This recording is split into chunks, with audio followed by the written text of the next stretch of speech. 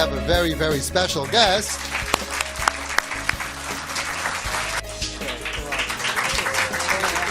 My father asked me if I want to come, and I was like, if we can help one person, I'll do it for Shmeli, which is, we came in for that. We live in Israel, so we came in for that. Didn't have a good relationship with my father at all. Like, it was at a point where I really didn't think he cares for me at all. Like, I don't want him to hear this, but I hated him. Like, really hated him. Again, like every teenager, you don't like your father, but I feel like I was at the top of that list of, I just really didn't like my parents.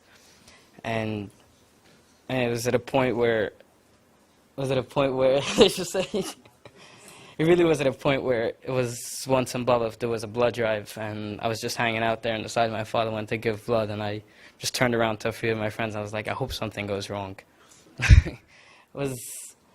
But I can say now, because, I mean, he's not just my father anymore. He's a role model, and he's my friend, so it really is that way. Like, no, it went from an extreme of hating to where I loved making parties in my house because my father was part of everything. Like, I loved when my friends came over, and all my friends loved my father, and, like, it was at a point where he's part of our crew. He's part of our friends, so it really was that. And I see a lot of my friends growing, you know, even still now, where they talk to my father probably more than they speak to their own parents. And they enjoy coming to my house more than that. And now, you know, now I try calling my father two, 3 times a week in Israel just to say hi, just to talk. And and I feel like for me it was important. I needed a home, and I never had that until, I guess, my father met you, so thank you.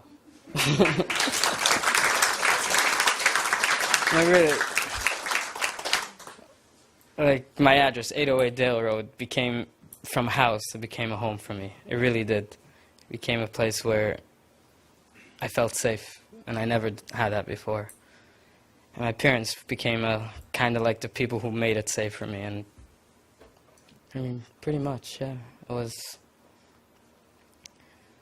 I have a friend now that their parents are struggling with a different kid, and he came to my father talking to him, and a little bit I looked back and I said to myself, you know, I'm lucky. I really am lucky to have parents I have. I know they didn't expect this.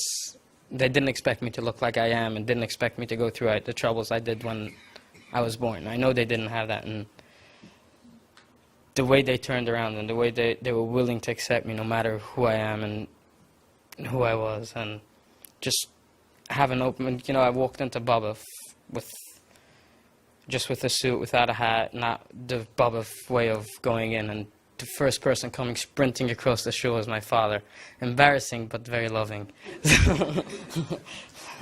No, but it's a great feeling, you know, knowing that half of Bubba turns around and looks at you, and there's this guy who did a Rosh Chabira in Koil, this whole guy, big guy in Koil, comes running across saying hello to his son. So that's, yeah, part of the embarrassing part. No, but it is a great feeling knowing that no matter what stage in my life I was, and no matter where I was, I had a father and mother that was there for me. So, pretty much, thank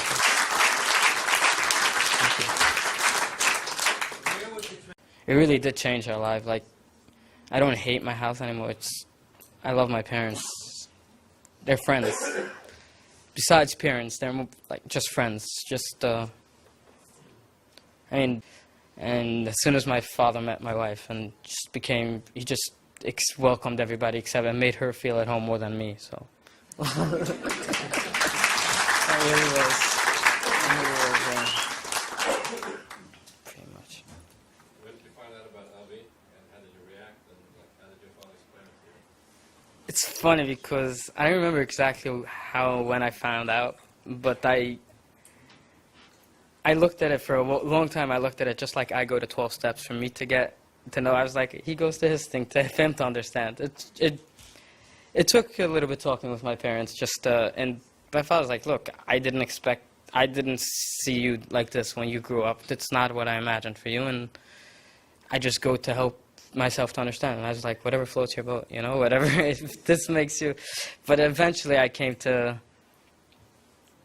I say like you, but love you. Eventually. You know, once I came here and understanding that I wasn't doing it to be rebellious. I was just, I guess the word kid. I was just a kid in pain. Really was in pain. And once he's like, you're in pain, I'm gonna change my whole outlook on it. On, you know, you're in pain and you're not just rebellious. Let me try to help the pain and not fight your rebellion. Does the pain ever go away? 100%. 100%. I mean, I'm very happy today's days. I mean, I still have. Thank you. Pain doesn't always go. It doesn't go away fully. I mean, you're always gonna have that part when you see something or smell something or hear something. It's gonna take you back to that. But when you're in a good place, you can always come out of it. You can always. I did therapy for 3 years with Reggie stuff. I went to Reggie for a long time, so it was definitely help. I mean, it's a world of a difference. Can I add something?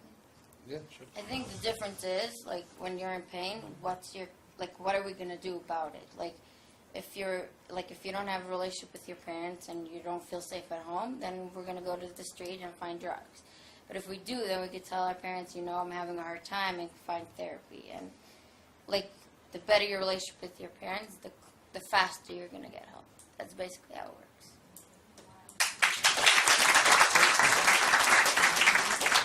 They're not paid actors. It's the real deal, people. My parents didn't come here, so I... Any other questions?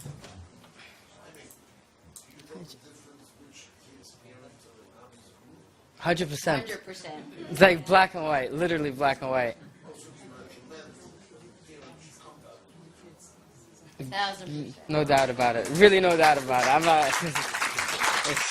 What is it? What do you see? What do you see when you're looking at your friends and these three friends, the parents are here, and these three friends, the parents are not?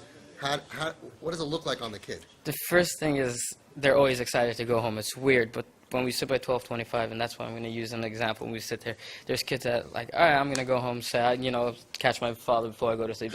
I heard it so many times, and then there's people that stay till they close the lights. And that's one big difference that I found. And talking about their parents, someone that 90% of kids I found that their parents come here, they usually mention their father somewhere in a conversation within 10 minutes of speaking to them. Somewhere, oh yeah, I spoke to my father, my father got me that, and I spoke to him, and we had a conversation about this. Always somehow the parents come into the picture. And people are not, the second you mention parents, they'll just disappear. Can I add one more thing? Yeah, It's like, sure. when I see a difference, because when I see teenagers that are more rebellious than other teenagers, I know that they don't have a good relationship with their parents because they're fighting, and they're fighting at home, so they're going to become more rebellious but if their parents are accepting them, then they're like, okay, I don't have to do everything, I don't have to go against them. So that's how I saw the difference between people that come here and people that don't come here. So. The kids would open up to you and do something. I mean, now that I live in Israel, not so much, but I spend a lot of time at 1225 with, you know, my personal struggle is drugs, and my personal, I have a really strong feel for kids with drugs, and I love working with them. In the past 3 years, we sent, with RESUSCITATION 1225, and these guys over there, we sent almost 10, 15 people that I personally worked with to rehab, and it was something I get pleasure out of. So a lot of guys just talk about it. We talk about trauma. That say, not everybody, people are more quiet, but a lot of guys have no problem opening up. No, TV does work especially for kids who start off. No, it's true for kids who start off starting to be rebellious, and all of a sudden their father's there with open arms to hug him, and he doesn't need 100%. Yeah, you can prevent it from going. Yeah, once you step into a severe drug addiction, which happens, right, then you really need a lot more help. Yeah, when you have support, you have the energy to fight your battles. That's the idea. That's what we hope. I think every kid has a house, but not everyone has a home. And 1225 became a home to so many of these kids. And this is why you can see parents that come here and parents that don't, is when people are just happy to leave the place and go to their house and call it home. And people like to stay there because they call that place home. But thank Any you. CHIZUK for these parents who are out there every day and their kids are in all different situations? It's not easy for them. It's not easy to be a kid. It's not easy to be a parent these days either. And just say, like, if it's anything like what my parents go through, I have all the respect to you. I really do. I really do. And when we spoke then, I think I was about to get engaged or something. And I asked him, I told him, like, I'm getting engaged, I'm going to get married, I'm scared about kids. I really was. Like, I saw what my parents went through.